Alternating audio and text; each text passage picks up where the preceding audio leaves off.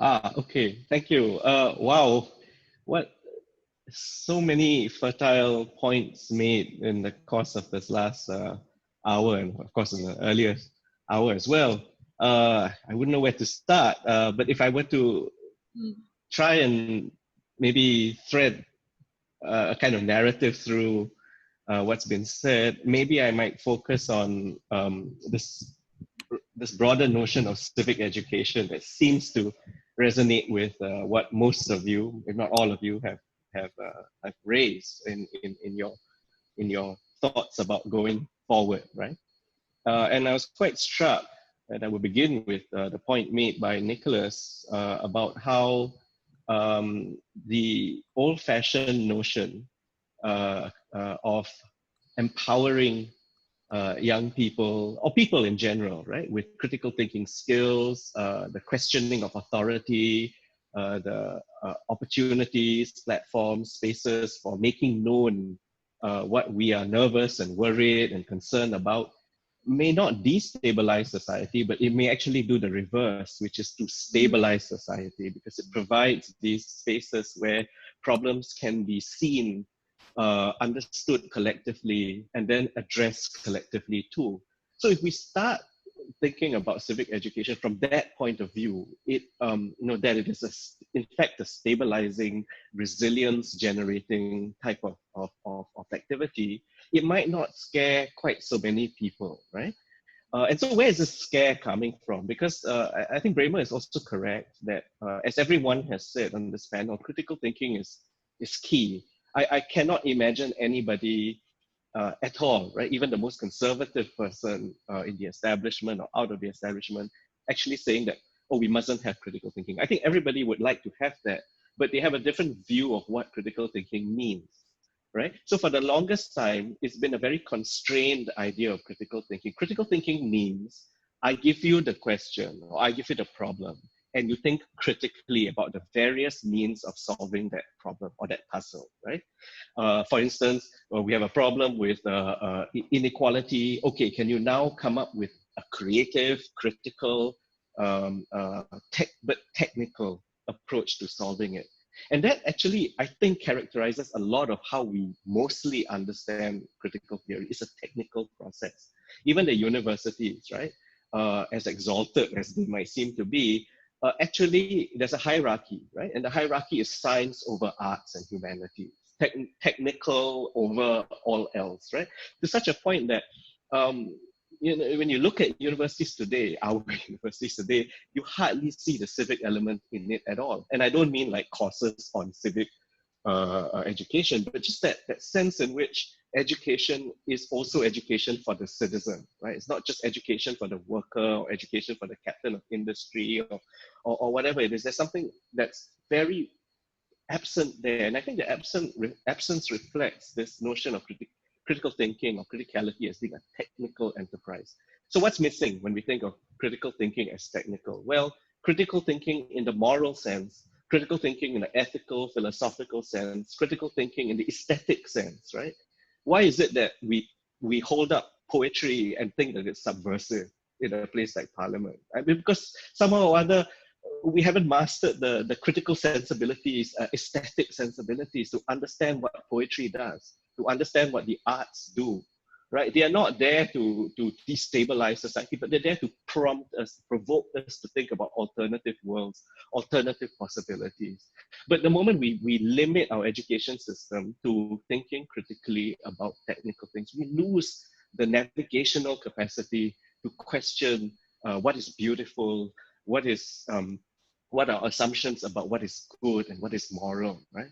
So I agree with what you're saying in that education system, everybody has embraced the language of critical thinking, but very few actually apply it in such a way as to extend it beyond the technical, and in such a way as to say, when you're thinking critically, you not only think critically about answering the question, you're thinking critically about questioning the question as well.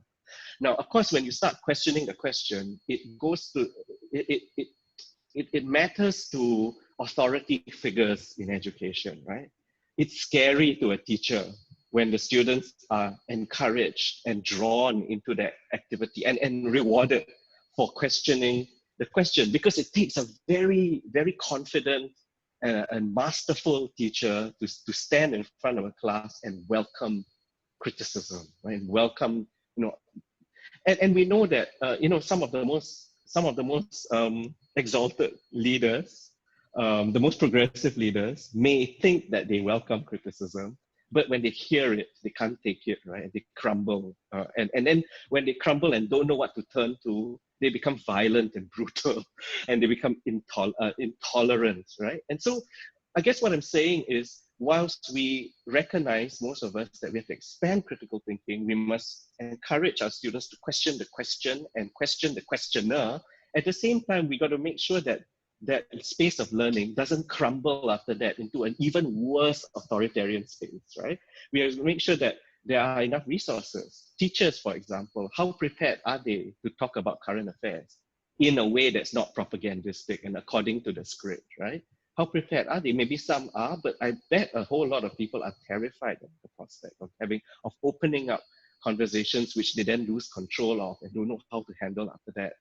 And remember also that our classrooms, you know, just as our students are becoming more exposed and more enlightened and more open to different, you know, they become more awoken, right? As we say, they understand a lot more than we think.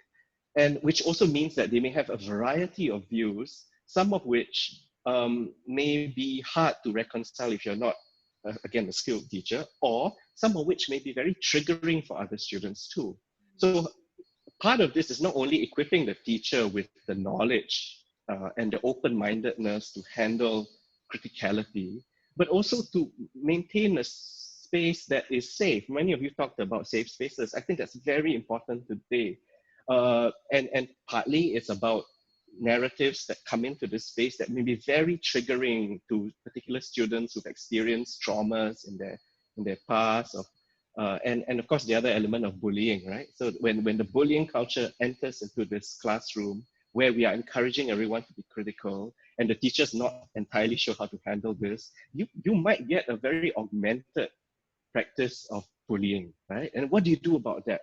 So I think my point is, all of this is great, but there's a lot that has to go into not just the curriculum of what to teach and what critical thinking skills are outcomes, but also the capacities of the teacher, the capacities of the classroom and the institution to create a really safe space, not just one where you can loosely talk about many different things, but one that is respectful of the dignity of every student and is very mindful of the traumas that each student has faced in their lives, right? And now our classrooms are also so unequal, right? There's students who come from very privileged backgrounds and others who don't.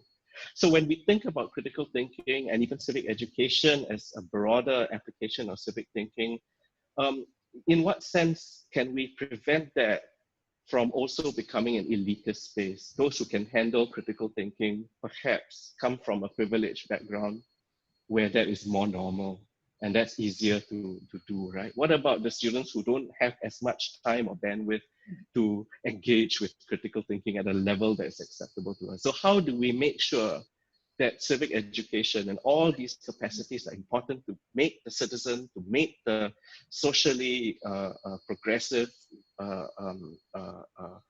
member of our industry? How do we make sure that we're not also generating a new layer of elitism that will cancel Nicholas's point at the beginning, which is this should all be in the interest of stabilizing our society so that we can be the people that we want to be, right? Rather than creating new divisions, new elitisms, and new privileges that are completely out of our control. Maybe I'll kind of stop there.